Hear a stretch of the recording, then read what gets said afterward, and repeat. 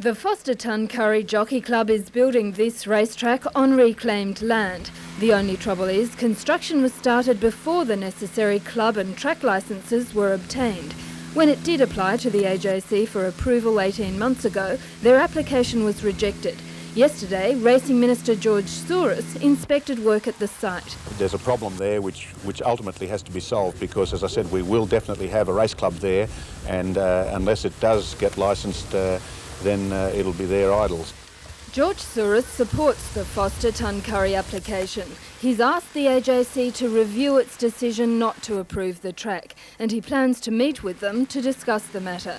While visiting the Mile Lakes area, the Minister also inspected the Taree racetrack. About $2 million is being spent upgrading facilities to make it one of 8 regional horse training centres. But it will attract a considerable number of horses in work and trainers as well, and it will become a centre for training in this whole region.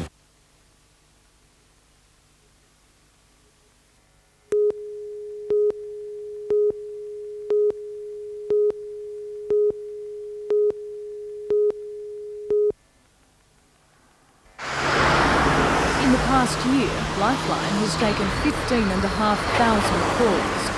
An increasing number of them are about money, or more accurately, a lack of it. According to Lifeline's Newcastle staff, this role play illustrates situations they deal with up to 4 times a day. Well, a couple of years ago I bought a trucking business and just basically I'm going broke. Right. How many trucks are there? Yeah, I got 2 of them and they cost about $350,000 all up with well, a few other bits and pieces as well. Right. So what security have you given on that loan? Well, there's the trucks, of course, plus my home, and I've got a block of land up the coast a little bit. We put that on it as well. What we try to do is to negotiate with companies, with loan companies, with banks, insurance companies, building societies, to make rearrangements and a new contract. When I first came into this job, it would be fair to say that the majority of my clients were Social Security recipients. Now I'm likely to see anything from a family with a mortgage and 2 parents working, and I see people who owe anything from 2,000 up to maybe 10 million. And truly, that's not an exaggeration. Most of that is handled by only 2 people. We see 39 clients every 40 hours, so that we see a client roughly every 59 minutes.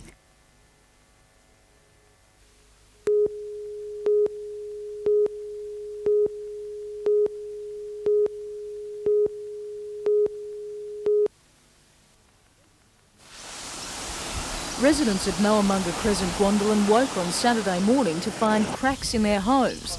In some cases, foundations had shifted, while others found lawns disappearing into Lake Macquarie. The Mine Subsidence Board began a check of the area yesterday. At this stage, the board is blaming the damage on mine subsidence, subject to a more thorough investigation. A preliminary investigation by Coal and Allied, whose Wallara colliery workings run under the area, has shown a subsidence of between 100 and 150 millimetres. According to the company, mining finished in the area in 1974 and no subsidence was expected. Survey work is now underway and final assessments of damage should be completed by May. Once the Mine Subsidence Board has established that subsidence is to blame, homeowners will be eligible for compensation.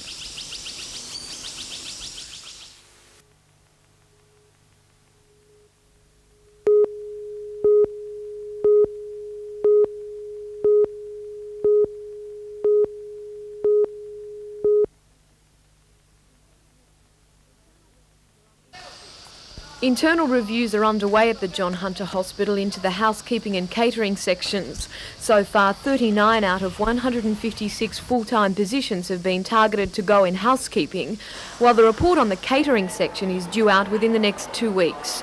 According to General Manager Robert Beautimont, hospital food is one area management has been trying to improve, so it's likely few positions will be sacrificed there.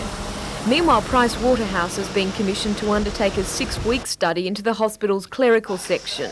The hospital employs 230 clerical and administrative staff. Mr Beautymont says that will be reduced. This review of services should save the hospital several $100,000 a year in wages. It's a long way, though, from the $11 million budget blowout expected next financial year. Mr Beautymont says there will be no retrenchments or sackings. Instead, staff will be encouraged to relocate to other hospitals. The Health and Research Employees Union was unwilling to comment publicly on the reviews today, but said it would be looking carefully at any detrimental effect job cuts have on the standard of health services in the Hunter.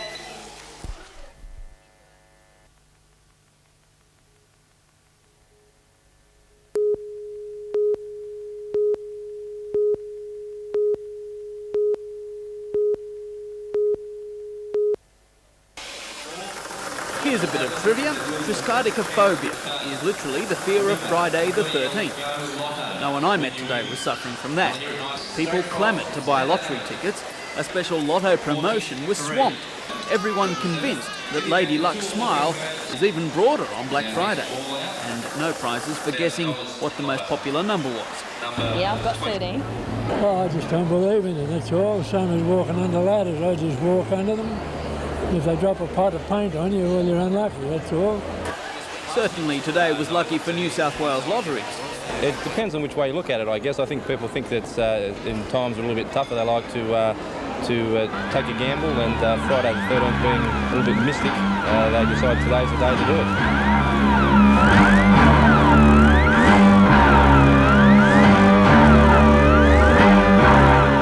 Trolls, black knights and warlocks.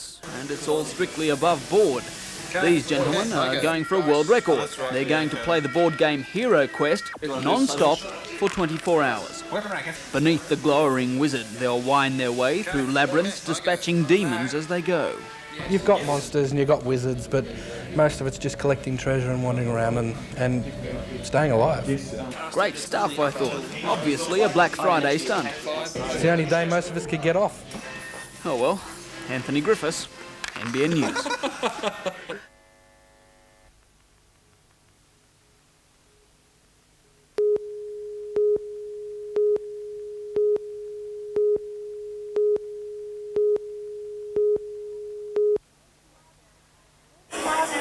More than 1,000 current and former students, teachers and their families returned to the primary school for this weekend's celebrations. Some travelling from Queensland and Victoria for the chance to reminisce old times.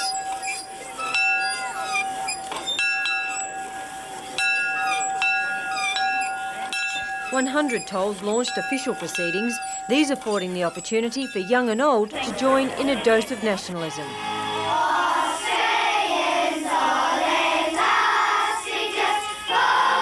Capping off proceedings, 100 balloons in school colours went skyward.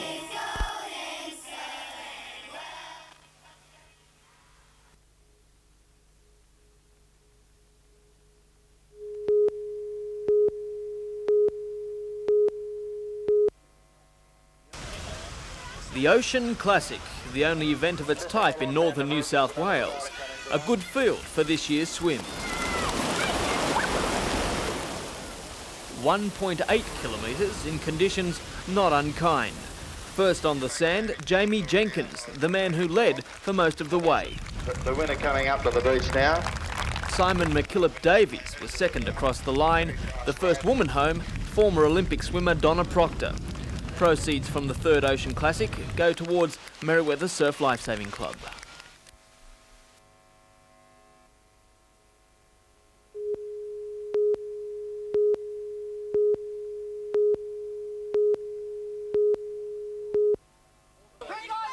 More than 1,200 players have taken part during Maitland's summer competition.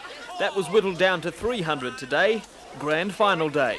11 grades were contested, but match of the day was the men's A-grade final. The gents up against the Maitland Sports.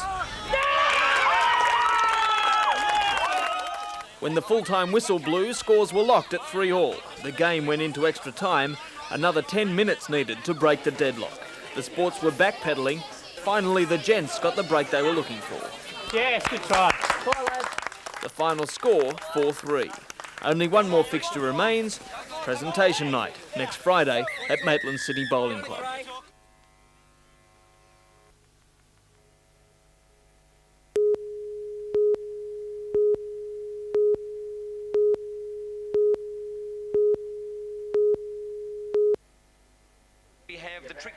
The riverbank packed again today as the competition came down to the wire. The first event decided, the women's slalom. Queenslander Tony Neville, cool as you please. Gets around 3 easily, heads for number 4 now, and she's outside, but she knows she's won it, and she's delighted. So joy for Australia early on, but it was short-lived. Swede Mike Schlander doing the damage in the men's slalom. And he's made that 13-metre pass look like a training run. The popular trick section was won by Craig Llewellyn. He amassed a total of 9,350 points. A 40-metre jump was enough to give Emma Shears the women's pro title. The men's pro jump was billed as the main event, and no one was disappointed. Aussie Bruce Neville up against the Italian Andre Alessi. It was all square, a jump-off needed to decide the winner. Neville stunned the crowd with this jump. Snaps it off the top, and that's a long way out there too. 58.1. 58.1 for Bruce Neville, the biggest jump here today. Neville knew he'd won. Alessi had 2 more cracks at the title, but fell well short. Gee, that's not a bad distance. He's well out there too, Andre Alessi.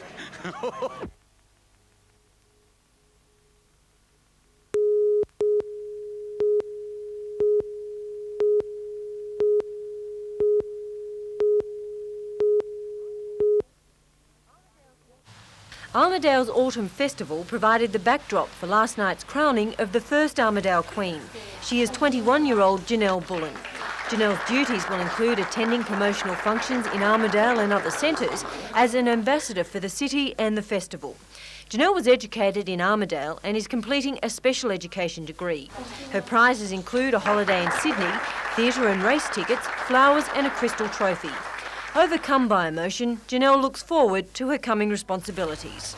I've never been in anything like this before, so it's a little bit exciting. There's a lot of work to do. I'm expected to do quite a bit to help out and to be places, but I don't know, it's very exciting.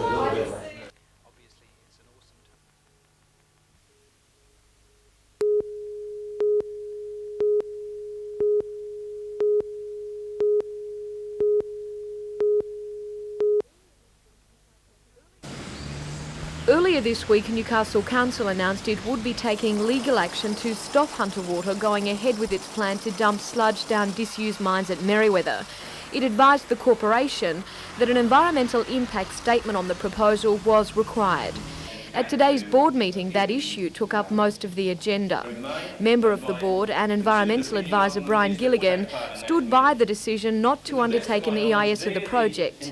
He says there is a mistaken belief in the community and with Newcastle Council that carrying out an EIS is the only way to care for the environment. The EIS, in my view, would not have provided us with any more information than we already have. We have a pile of reports on this issue, you know, a massive amount of documentation.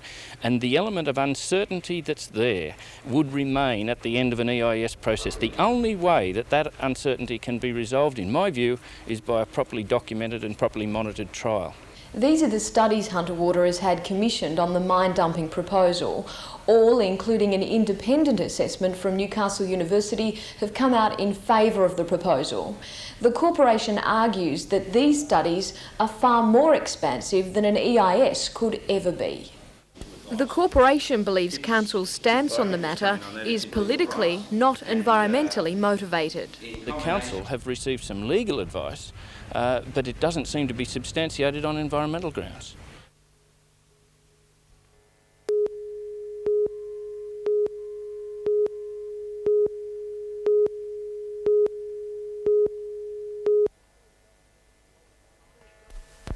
The state government and Coal and Allied yesterday unveiled plans for a $500 million project to be built in the Hunter Valley to produce a new energy source called coal water mix, or CWM. As the name suggests, the oily substance is a blend of special low-ash coal and water, as well as chemicals. Coal and Allied and its 2 Japanese partners hope CWM will open up new energy possibilities as well as overseas markets. It's a new way of delivering coal for particular usage, which will make it more attractive to niche markets, particularly in Japan, and particularly power stations. The company concedes it first has to find reserves of low ash coal in an area northwest of Muswellbrook before it sets up a $300 million mine. And there will have to be enough markets to justify building the proposed $200 million plant at Kooragang to process the coal into CWM. John Hannon from the New South Wales Coal Association says the company's caution is understandable. I've not seen any signs yet of people actually being willing to commit themselves to go into commercial production of CWM or to the use of it at the other end. Mr Hannon says while there are ifs surrounding the project, in the long run, CWM could become a major energy source. We could envisage the day perhaps when coal water mixtures take over the dry coal market altogether as a more environmentally friendly fuel.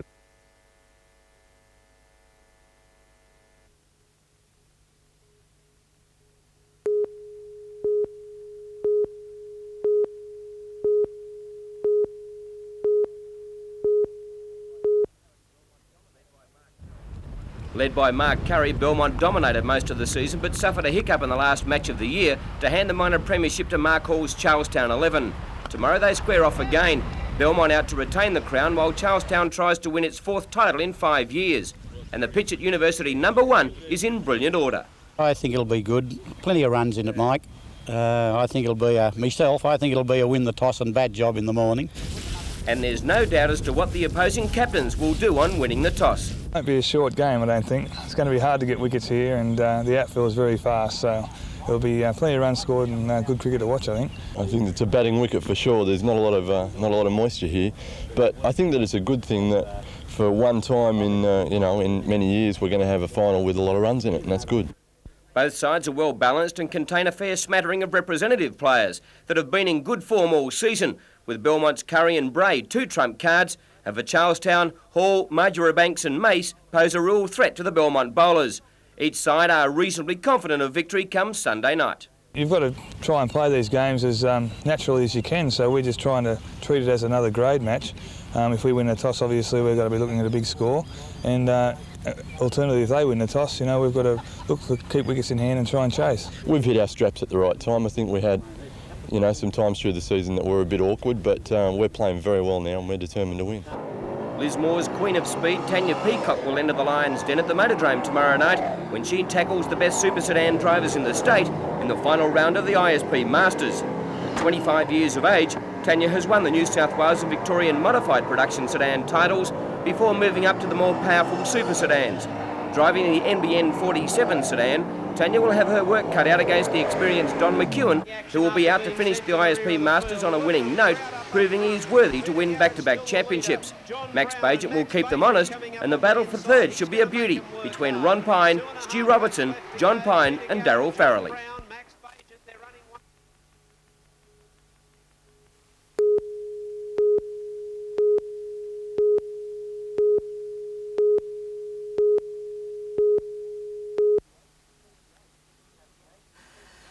At the age of 38, Janice Bryant decided to fulfil a dream to work as a trained nurse. I like old people and I wanted to look after elderly people.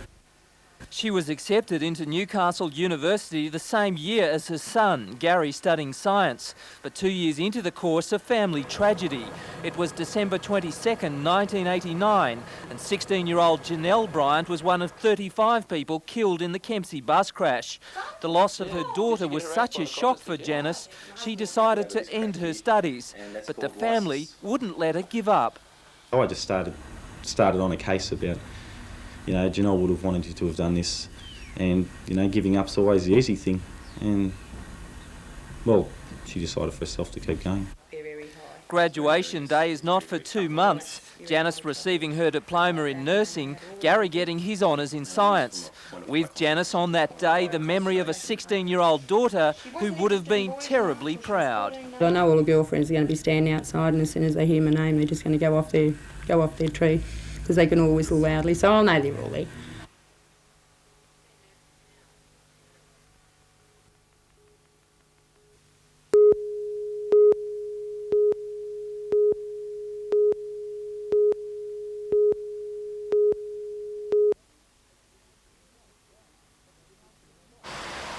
it was the commuters' gain, but the council's loss as parking stations were open free, while disgruntled employees attended a stop work meeting this morning.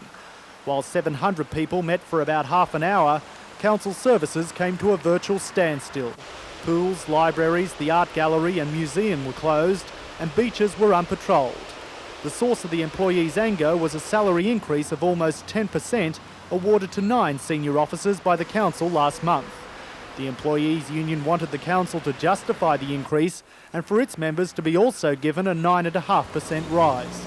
The union says there's been no answer to the first question and a knockback on the second.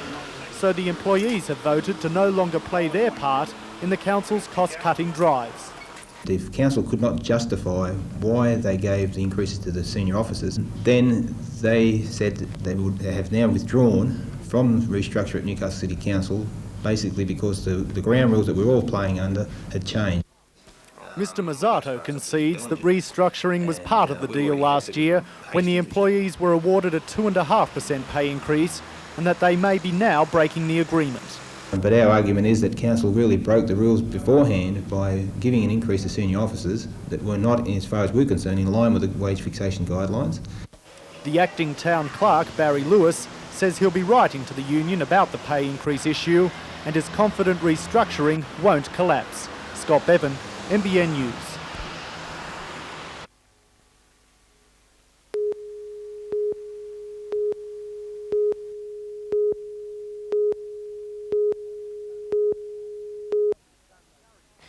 Foster Tuncurry is the central town in the Great Lakes Shire, but despite its prominence until recently has offered restricted opportunities for women in sport. Each weekend the girls had to travel to Taree to play and compete in netball. But that all changed when a group of ladies got together to form the Great Lakes Netball Association, and with help from council and the general community, a parcel of land was transformed into excellent facilities. Today, a proud moment for the fledgling association as they showed off their plaque and the $2,000 cheque received at the award ceremony in Melbourne. And it was the effort by all that was recognised. The community's been right behind us in every way possible.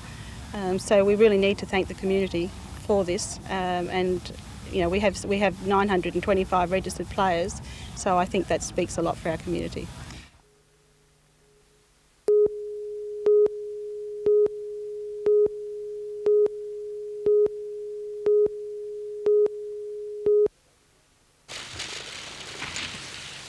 No, folks, this isn't the Winter Olympics in the Dorting Mountains around Val d'Isere.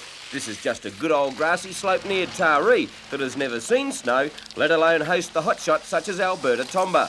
But in the land of Oz, where the white powder snow is as rare as a fridge in the Antarctic, you improvise, and a hardy band of dedicated skiers take to the grass in summer to prepare for the brief winter in the snowfields of Australia. Today's event is part of a New South Wales circuit with competition in open men's and women's and also junior events. Even with its limited sliding ability, grass skiing requires plenty of skill and some ticker as they tear down the giant slalom in the Taree Foster Cup.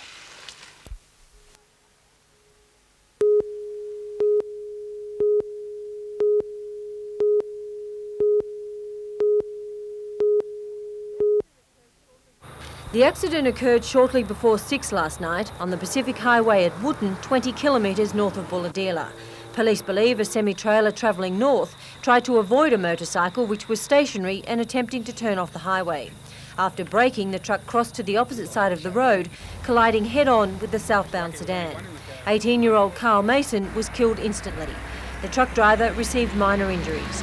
And in Stockton, near Newcastle last night, a northbound Land Rover negotiating a right-hand turn collided with a Kombi. Both male drivers were taken to John Hunter Hospital suffering minor injuries. A male passenger in the Land Rover was admitted suffering lacerations to the head and body. Catherine Lamond, NBN News.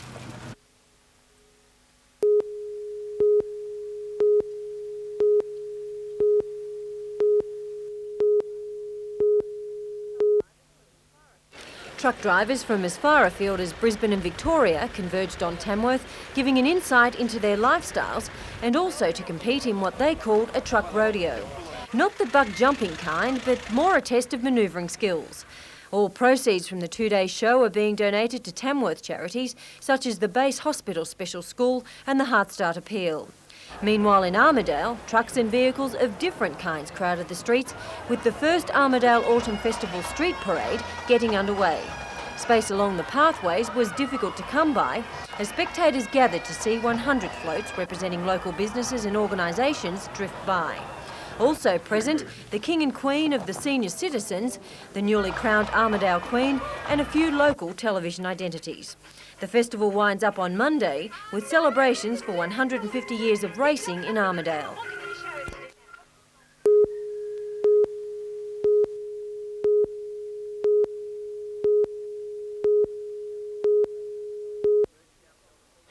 The newly merged South Melbourne Saints and Eastside Melbourne were too strong all around the court, with Bruce Bolden blazing away for a brilliant 39 points to help the Melbourne Magic to a 14-point win over the Falcons, 122-108. And the Gold Coast Rollers were at the top of their game with Mitchell Electric, whether it was the dunk or just nailing them from outside. With players such as Ronnie Ratliff coming off the bench for vital points, the Rollers were able to stroll away and win 115-98.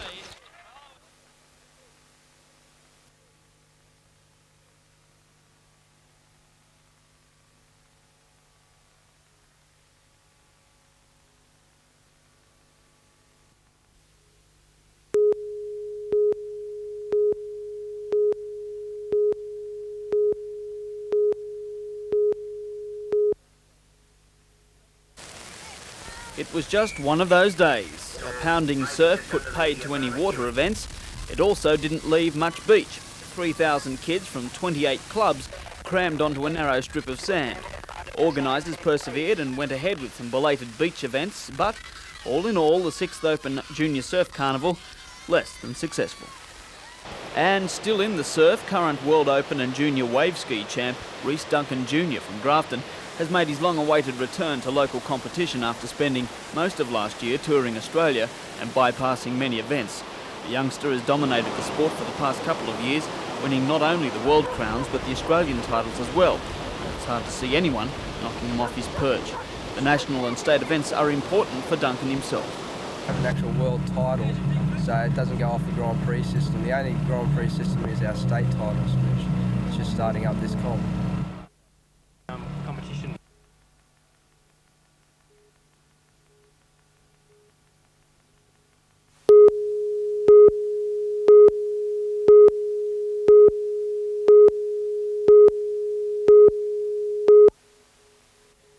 5 years ago, Lynn Molan's 15-year-old son Luke was killed in a truck accident. Soon afterwards, she joined an organisation called Compassionate Friends.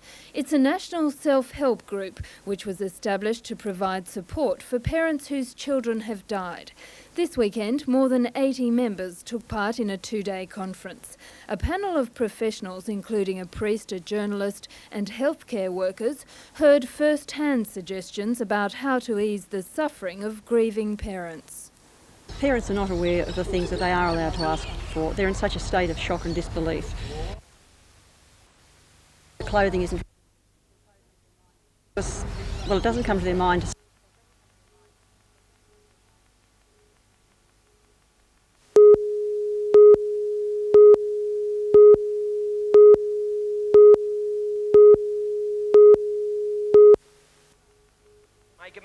Newcastle took the lead after only 5 minutes through the boot of John Schuster. Schuster did some more damage soon after. The result, Knights try number 1. They're trying to link up Ashley Gordon. Ashley Gordon's away. They won't catch pace from there. And Ashley Gordon, the first 8-0. Newcastle was on the attack again when Darren Fritz intercepted and was on his way. Has he got the pace to go on with it? Gordon's coming across. Adrian Branker from the other side. They'll get him. They'll bring him down just short of the tie line. The Knights in disarray from the... Magnificent step. Gives it to Branker. Branker gives it to Rodwell. Rodwell back to Hagan. And the Knights are in. Illawarra raided away in the later stages. Izzard came close. Then the Steelers broke through, albeit off a suspect pass. Russell gets around one, gives it to Skipperludi. They look forward and he's got it down and that's a try.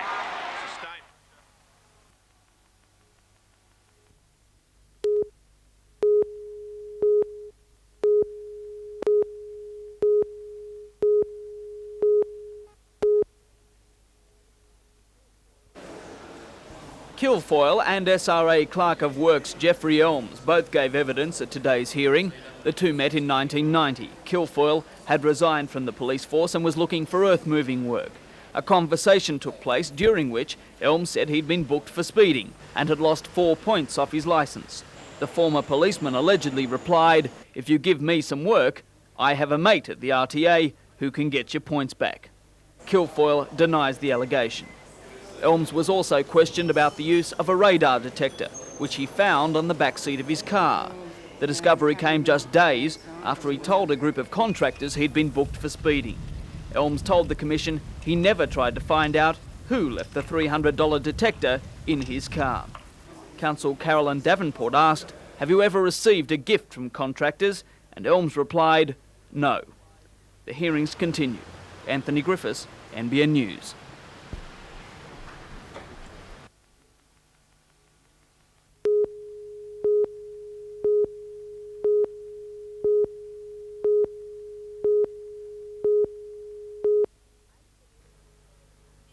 Ganninan and Co at Broadmeadow were commissioned by the state government to build 450 Tangara carriages for the Sydney rail network. Today marked the halfway point in that project, with the handing over to City Rail of carriage number 225 at Central Station in Sydney. Like more than half the completed fleet, it will travel the southern lines of the city and it won't go unnoticed. On both sides of the train is a colourful mural of Sydney Harbour. By the end of the year, another 60 carriages will be added to the Sydney fleet. Within the next 12 months, we will at last see the phase out of the last of the manual door red rattlers. And the sooner that happens, the better for all of our sakes. The order should be completed in 3 years, but that doesn't look like the end for Ganninans, as interest in the prototype is also being shown in Melbourne, where a 4-carriage model is being trialled. The company is also bidding for a contract in Denmark. The initial order there is for the supply of 12 trains by 1995, with a follow-up order worth about $1.2 billion over the next decade. The Tangara is clearly the best double-deck train in the world. And again, that is evidenced by the interest being shown in export markets of other rail systems who have expressed a very strong interest in the Tangara train.